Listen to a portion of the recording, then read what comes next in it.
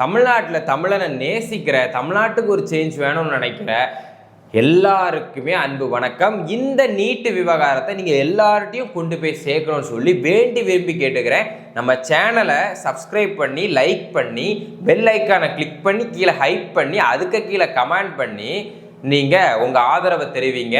அது ரொம்ப ரொம்ப முக்கியம் அப்படின்னு நான் நினைக்கிறேன். காரணம், நிறைய பேர் என்கிட்ட சொல்கிறது, நல்லா பேசுகிறீங்க, நல்ல விஷயத்த சொல்கிறீங்க, வியூஸ் போகலைன்னு சொல்கிறீங்க, சப்ஸ்கிரைப் கூட வேண்டாம், ஆனால் வியூஸ் போகணும் அப்படிங்கிறது ஒரு குறிக்கோள். இது வரைக்கும் நம்ம எந்த ஒரு ப்ரொமோஷன்ஸையும் எடுத்து பண்ணதில்லை. நம்ம இத்தனை வருஷமாக அதை எடுக்காமலே இருக்கும். நினச்சிருந்தா ப்ரொமோஷன்ஸ் பண்ணிவிட்டு காசு வாங்கிட்டு அப்படி சம்பாதிச்சுட்டு போயிட்டே இருக்கலாம். இன்ஸ்டாவாக இருக்கட்டும், இன்ஸ்டாலையும் போய் ஃபாலோ பண்ணிக்கோங்க. இதுலேயும் டெய்லி ரெகுலராக ஹைப் பண்ணி ஒரு வீடியோ தான் போட போகிறோம். அதை பார்த்து உங்களுடைய கருத்துக்களை சொல்லுங்கள். அது ஒரு நல்லது. நமக்குள்ளே அந்த ஒரு இது இருக்கிறது என்றைக்குமே ஒரு நல்ல விஷயம். எனக்கு தெரிஞ்சது உங்கள்கிட்ட ஷேர் பண்ணுறது, உங்களுக்கு தெரிஞ்சது அடுத்து, அது ஒரு நாலேஜ் ஷேரிங் லைஃப் லாங் பண்ணிக்கிட்டே இருக்கணும். சும்மா வீட்டுக்குள்ளே இருந்துக்கிட்டு எதுவுமே தெரியாமல் இருக்கிறத விட 4 விஷயம் கற்றுக்கிறது தப்பு கிடையாது. உங்கள்கிட்ட இருந்தாலும் சரி, என்கிட்ட இருந்து நீங்கள் கற்றுக்கிட்டாலும் சரி, அது உண்மையில நல்லது. ஒரு ஆக்கப்பூர்வமாக எத்தனை பேரும் இருப்பாங்க, அவங்களெல்லாம் சந்திக்கிறதுக்கு ஈஸியாக வாய்ப்பு கிடைக்காது. இந்த மாதிரி தான் கிடைக்கும். ஸோ தப்போ கரெக்டோ கமெண்டில் தெரிவிங்க. இந்த நீட்டு விவகாரம் கூட நான் 100% பர்ஃபெக்ட் நான் சொல்ல மாட்டேன். நம்மளும் தரவுகள் எடுத்து எத்தனை பேர்கிட்ட பேசுகிறத வச்சு, அதுமாரி எக்ஸ்பீரியன்ஸ் பட்டிருப்போம், ரியலாகவே நம்ம ப்ராக்டிக்கலாக பட்டிருப்போம், அதை வச்சு நம்ம பேசுகிறது தான். அதுலேயும் நீங்கள் நிறைய பேர் பட்டிருப்பீங்க, அதை வச்சு நீங்கள் சொல்லும்போது நமக்கு தெரியும். ஸோ இந்த மாதிரி எல்லாரும் சொல்லும்போது ஒரு ஒத்த கருத்து கடைசியில் வரும்போது அது ஒரு சொல்யூஷனாக மாறும். புரியுதா உங்களுக்கு? நிறைய ஆர்கியூமெண்ட் தான் ஒரு சொல்யூஷனை கொடுக்கும். நமக்கு தேவை சொல்யூஷன் தான், நமக்கு தேவை சண்டை கிடையாது. நமக்கு என்னன்னா மக்கள் நல்லா இருக்கணும். கடைசியாக எல்லாரும் என்ன நினைக்கிறது, நம்மளோட வருங்கால சந்நிதிகள் ஃபியூச்சரிஸ்டிக்காக அவங்க நல்லா இருக்கணும், அவங்களுக்கு நல்ல படிப்பு கிடைக்கணும், அவங்க எந்த ப்ரெஷரும் இல்லாமல் இருக்கணும். இதுதான் எல்லாரோட கருத்தும். அது தாவேக்காவாக இருந்தாலும் சரி, டிஎம்கேவாக இருந்தாலும் சரி, யாராக இருந்தாலும். டிஎம்கே காரனுக்கு அந்த புத்தி கிடையாதுன்னு நினைக்கிறேன், இருந்தாலும் சொல்கிறேன். ஏன்னா அவனுக்கு அப்படி இருந்திருந்தா மோஸ்ட்லி அவனுங்க ஜென்ரேஷன்ஸை மட்டும், எனக்கு அதனால தான் டிஎம்கே சுத்தமாக பிடிக்காதது. ஏன்னா அவங்க ஜென்ரேஷன்ஸ் மட்டும், அவங்க பிள்ளைகள் மட்டும் நீங்கள் பார்த்துட்டே இருங்க. இப்போ இந்த ஜென்சி பாலிடிக்ஸ்ன்னு இருக்கவனுங்க கூட நிறைய பேர் அந்த டிஎம்கேல இருக்கானுங்களே, மோஸ்ட்லி அவங்க எல்லாருமே அவங்களோட பசங்க, அவங்களால பெனிஃபிட்டான ஒன்று விட்ட சித்தப்பா பையன், மாமா பையன், எங்கள் சித்தப்பா டிஎம்கேல கவுன்சிலர், எங்கள் மாமா கவுன்சிலர், அதனால நான் நிற்கேன்னு சொன்னவங்க தான் அதிகமே தவிர அவன் நல்லது பண்ணுறான், இவன் நல்லது பண்ணுறான், அவன் நல்ல கருத்துடையவன் அப்படின்னு சொல்லி யாருமே இல்லை. திமுக நல்லது பண்ணியிருந்தா அவங்களுக்கு மக்கள் வாக்களிச்சிருப்பாங்க. அதுக்கு ஒரு புது கட்சி தேவைப்படவே படாது. இங்கே கொள்கை இருக்கிறவன் கொள்ளை அடிக்கிறான். இதில் மெயினாக எனக்கு வினோத் இருக்காருல்ல, அவரை பற்றியும் பேசணும்னு நினச்சி அவர் ஒரு கருத்துக்களை தெரிவிச்சுட்டே இருக்கிறாரு. அது பார்த்தாலே தெரியுது. அவருக்கு ஓப்பனாகவே சொல்கிறார், விஜய் அவர்கள் ஜெயிப்பார்னு எனக்கு தெரியாது, நான் நம்பிக்கையே படலை, அவர் ஒரு ஜோனில் இருந்தார், அது நமக்கு தெரியலை. இங்கேயே நிறைய முரண்படுது. அவர் கண்டிப்பாக விஜய் அவர்களுக்கு வாக்களிக்கலன்னு தெரியுது, கண்டிப்பாக மாற்று கட்சிக்கு. இவர் அப்படி என்ன நல்ல கட்சிக்கு பண்ணிட்டாரு? திமுக, அதிமுக, என்டிகே, டிவிக்கு இவ்வளோதான் பார்ட்டிசிபேட் பண்ணது முதலமைச்சருக்கு. ஃபர்ஸ்ட் நம்ம இந்த சிஸ்டத்தை புரிஞ்சுக்கணும். அதாவது நம்மளுடைய கான்ஸ்டியூஷன், நம்மளுடைய டெமோக்ரஸி இருக்குல்ல, அதாவது நம்மளோட இந்தியா வடிவமைப்பு எப்படின்னா, ஒரு பர்டிகுலராக இருக்கவங்க தான் எலெக்ஷனில் நிற்கிறாங்க, அவங்கள மட்டும் தான் தேர்ந்தெடுக்க முடியும். எனக்கு தோனி எலெக்ஷன்ல இல்லை, ஆனால் எனக்கு தோனி வேணும்னு சொல்லி என்னால் சிஎம் ஆக்க முடியாது. யார் எலெக்ஷனில் நிற்கிறாங்களோ அவங்களுக்கு மட்டும் தான் என்னால் வாக்களித்து அதில் அதிக வாக்கு பெறவங்களை மட்டும் தான் என்னால் செலக்ட் பண்ண முடியுமே தவிர, இதில் மோஸ்ட்லி நீங்கள் பார்த்தீங்கன்னா, இப்போ நான் சொல்கிறேன் 30% மக்கள் தாவேக்காவுக்கு பண்ணியிருக்காங்கன்னா 70 இல்லை, ஒரு 60% வச்சுக்கோங்க. சும்மா ஒரு எக்ஸாம்பிள் 70 வச்சுக்கோங்க. 70% தாவேக்காக வாக்களிக்கலன்னு வச்சுப்போம். ஆனால் கடைசியில் 70% நினைக்காத அந்த 30% தான் ஜெயிக்குது. ஸோ இதுவே என்னன்னா ஒரு டெமோக்ரஸி அப்படின்னு நம்ம சொல்கிறோம். நம்ம சிஸ்டமே இப்படி இருக்குது பாருங்க. ஓப்பனாக பேசணும்னா அந்த 70% பேருக்கு அந்த 30% நினைச்சதுனால அந்த 70% அதுக்கு கீழே தான் இருந்தாகணும். லைக் அது எல்லா பார்ட்டிக்கும், தாவேக்காவுக்கு மட்டும் சொல்ல, ஓப்பனாக பேசணும். இதுதான் நம்ம சிஸ்டம்.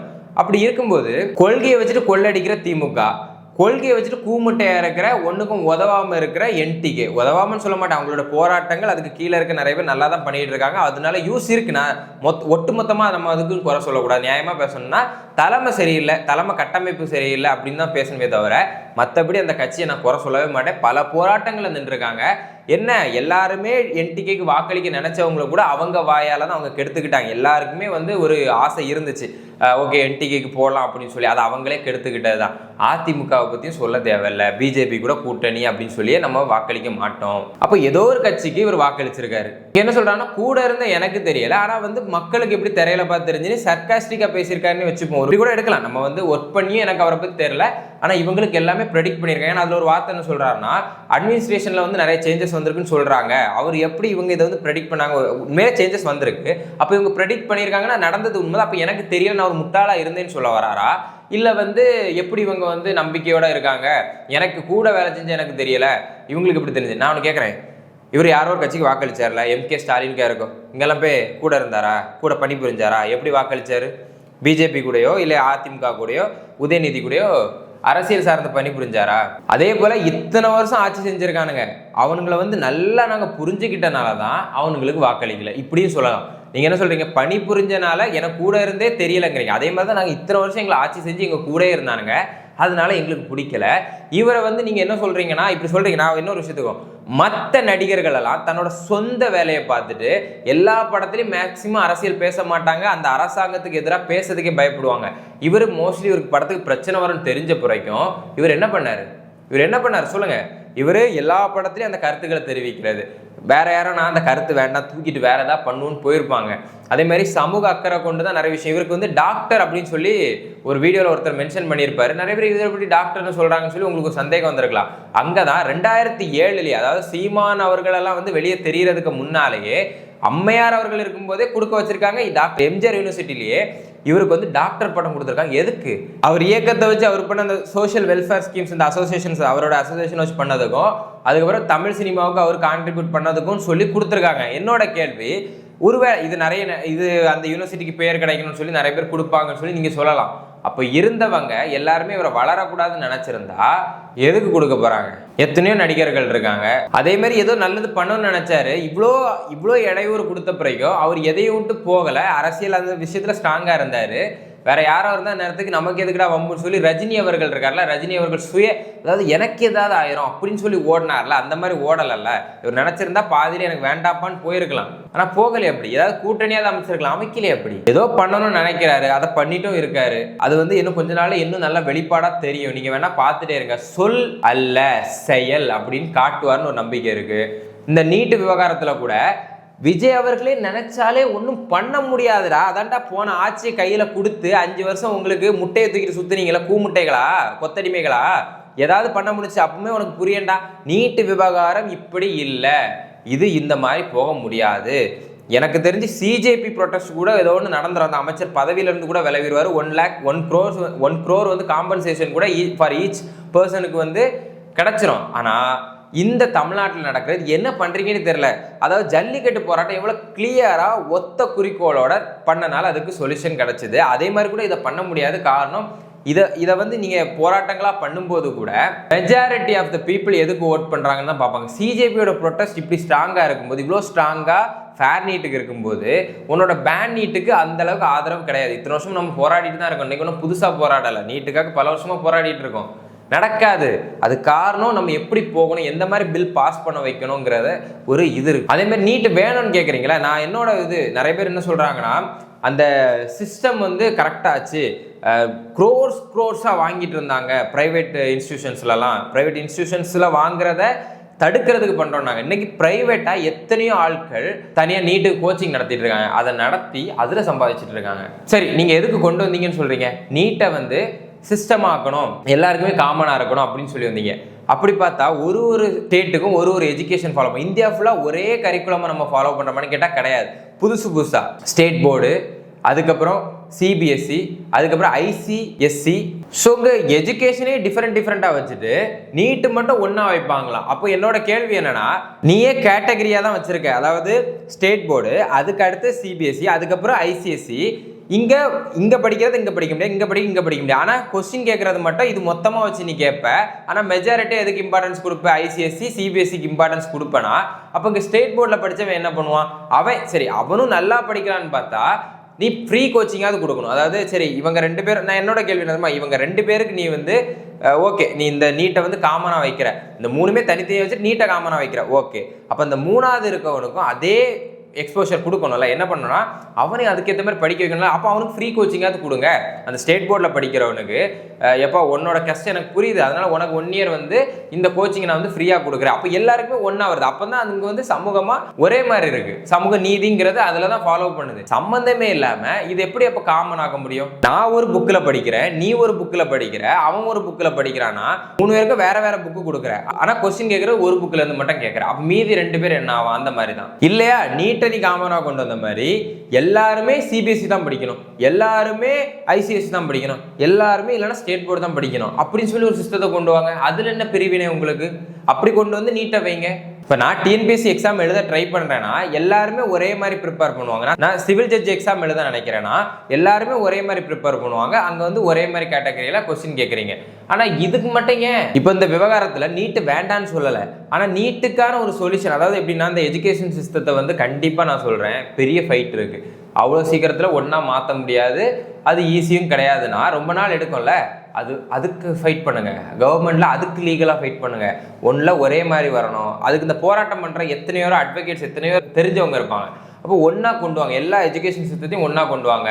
ஆனால் அது கஷ்டம். காரணம் என்னன்னா எல்லாருக்கும் ஒரே லெவல் மைண்ட் இருக்காது, அந்த நாலேஜ் கேதரிங் இருக்காது. அப்போ அதுக்கேற்ற மாதிரி தான் கொண்டு ஃப்ரேம் பண்ணி போக முடியும்னா அதுக்கு ஒரு சொல்யூஷன் எப்படி வரும்? என்னைக்காவது ஒரு நாள் வரும். அப்படி வர்றது வரைக்கும் நீட்டுன்னு ஒரு விஷயத்த ஸ்டாப் பண்ணி வைங்க, பேன் பண்ணி வைங்க. மொத்தமா தூக்க சொல்லலை, பேன் பண்ண தான் சொல்றோம். என்னைக்கு எஜுகேஷன் சிஸ்டம் ஆகுதோ அன்னைக்கு பேன் எடுத்து விடுங்க.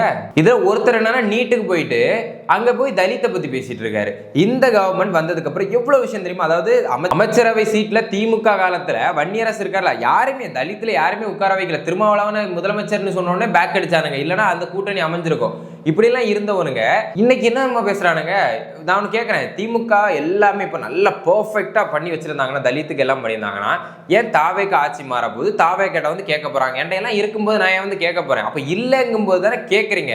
அப்போ அதாவது திமுகவாலே பண்ண முடியாது, இப்படி தாவேக்கா நீ வந்து உன் கணக்கு அது ஒரு சின்ன கட்சினா நீ எப்படி அவங்கள்ட்ட எதிர்பார்க்கிற? நல்லா பண்ணிட்டு இருக்காங்க. உண்மையிலே சொல்றேன், நிறைய நல்லது பண்ணிருக்காங்க. ரோடே இல்லாத ஊருக்கு ரோடு, இந்த நிறைய நீங்க கிராமங்களுக்கு போனா தெரியும், ஒரு சில இடங்கள்லாம் அந்த பிணங்களை கூட கொண்டு போக விட மாட்டானுங்க, இந்த ஊரை தாண்டி அந்த ஊருக்கு. அதுக்கு சாலை வசதி கூட இருக்காது. அதெல்லாம் ஏற்படுத்தி கொடுத்துட்டு இருக்காங்க, பஸ் வசதி ஏற்படுத்தி கொடுத்துட்டு இருக்காங்க. வன்னியரசு அவரை யாருக்காவது இதுக்கு முன்னால பெரிய லெவலில் தெரியுமா? மேடை பேச்சை தவிர வேற எங்கேயாவது தெரியுமா? அவரெல்லாம் இன்னைக்கு களத்துல போய் போராடி, அதாவது அங்க போய் செஞ்சு கொடுத்துட்டு இருக்காரு அந்த மக்களுக்கு. இவனுங்க சம்பந்தம் இல்லாம இதை அரசியல் ஆக்கிட்டு இருக்கானுங்க. இந்த ப்ரொட்டஸ்ட் கூட சம்பந்தம் இல்லாம நடந்துருக்கு. முட்டாள்தனமா, முட்டாளாடா நீங்க எல்லாம் தமிழ்நாட்டில் இருக்கவனுங்க அந்த பாதி பேருங்கிற மாதிரி இருக்கு. என்னன்னா, அந்த ஜென்சி கூட்டம் என்னடா பாதி நாளா சோசியல் மீடியால இல்லைன்னு பார்த்தா இப்ப எல்லாம் அங்க போய் கிடக்குது. அங்க போய் குழப்பத்தை உண்டாக்கிட்டு இருக்கானுங்க. பேன் நீட்டு நீ போராடி ஒரு 10 பைசா பிரயோஜனம் இல்லை. நீ போராடி இந்த போராட்டம் உனக்கு சக்சஸ் ஆயிடுனா நான் பாத்துக்கிறேன். அதுக்கப்புறம் நான் பாலிடிக்ஸே பேச மாட்டேன் அப்படிங்கிற மாதிரி இருக்கு. நீங்க பண்ற போராட்டத்தை பார்த்தா சில்லியா இருக்கு. அங்க போயிட்டு எதை எதிர்த்து போராடுறாங்க? ஜனநாயகன்ல கூட அரசியல் கருத்துக்கள் தான் அதிகமா இருக்கு. அது போக அந்த ஜனநாயகன் படம் பார்த்துட்டு வந்து எல்லாருமே அந்த போராட்டத்துல கலந்து கொண்டுட்டு தான் இருக்காங்க. அந்த ஜனநாயகனால இங்க எந்த பாதிப்பு ஏற்பட போறது இல்லை, இங்க எந்த மாற்றமும் வர போறது இல்லை. அங்க சிஜேபி கூட ஏதாவது ஒண்ணு அங்க பண்றாங்க, டெல்லியில பண்றது கூட ஏதாவது பெனிஃபிட்டா இருக்கு. இங்க என்ன பண்றீங்கன்னே தெரிய மாட்டேங்க. ஒரு கட்சிக்காரனும் வந்து ஒரு கருத்து சொல்லிட்டு போறான். எல்லாருக்கும் ஒரே ஒத்த கருத்து இருந்தாதான் அந்த போராட்டம் நடக்கும், அது சக்சஸ் ஆகும். இங்க கட்சி சார்ந்த போராட்டம் ஆயிடுச்சு. அது அப்படி இருக்கக்கூடாது, மாணவர்களுடைய போராட்டமா இருக்கணும். அப்படின்னாலும் நீ வந்து என்ன நினைக்கிற? பேன் பண்ணுவாங்கன்னு நினைக்கிற? அது ஈஸி நினைக்கிற? திமுக பண்ணாத போராட்டமா, நீங்க பண்ணாத போராட்டமா? போன தடவை நீங்க பண்ணாத உருட்டுகளா? அப்ப நீங்க பண்ணதெல்லாம் உருட்டுகளா? 5 வருஷம் நீங்க பண்ணதெல்லாம் உருட்டுகளா? போராட்டம் இல்லையா? சச் இரிட்டேட்டிங் ஃபெலோஸா இருக்கீங்கடா. இரிட்டேட்டிங் தாண்டி உங்களை பார்த்தா சிரிப்பா இருக்கு. என்னடா இப்படி இவ்வளோ முட்டாள்தனமா 200 ரூபாய்க்காண்டி திரியிறானுங்களே அப்படின்னு சொல்லி மாசம் 2000 ரூபாய், மாசம் 2500 ரூபாய் இவங்களுக்கு மகளிருக்கு கொடுக்குற மாதிரி இந்த திமுக காரனுக்கு ஒரு ஸ்கீமை கொண்டு வர சொல்லணும். முதலமைச்சர் சிஎம் அவர்கள்ட்ட சொல்லி என்னன்னா, இவங்களுக்கு ஒரு 250, 200 பிளஸ் ஒரு 50 போட்டு 250 இவங்களுக்கு மாசம் போடுங்க, அப்படியா சும்மா இருப்பானுங்களான்னு பார்ப்போம் அப்படின்ட்டு. நீ எதிர்கருத்துக்கள் எடுத்து வை, குறைகளை சொல்லு, தப்பு கிடையாது.